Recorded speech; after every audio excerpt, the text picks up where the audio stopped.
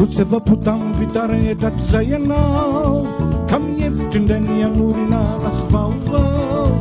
efa leo ny fahorina sy ny tsy fananana ka andeha ny lavitra tady fiatanana zay ihany kely mba takatry ny atodohako zavaka-tsaino anao mo tsy voako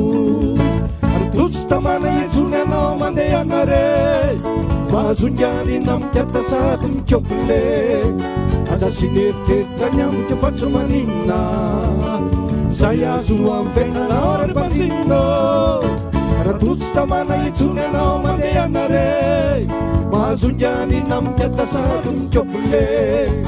aza sy neritreritra ny amiko fa tsy maninona zay azo amin'ny fiainanao ary bandinino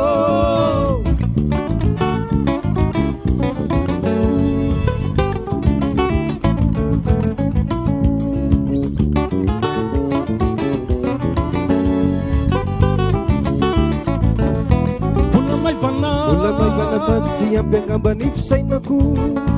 da irerejamina tsy zaka maikavany atsika ro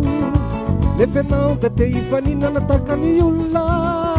tsisy tsiny raha afako aleo ay olona tsisy nateraka anananako natao engona ngidiny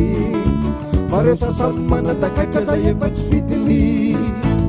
oko atreako asamarera ny fiainako fa tsy misy ny bokeritaona raha lehilaiko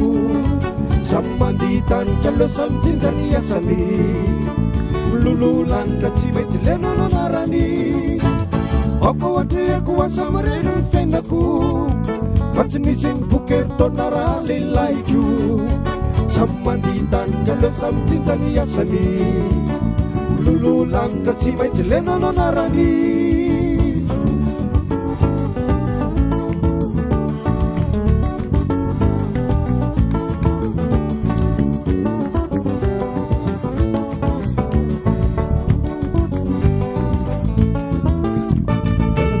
toka tsy zarazary ny fiainatsika azavady raha toka tsy dazana teo ny andro mibaliky fa ny vitana tsy azo samborina na fihinina andriamanitra mba nanome fizaho tsy nambinino sovady maherezaky mazo ary mazo le fatandre miala sao mikitoato raha tovy tinetiny fotsy misy anenanana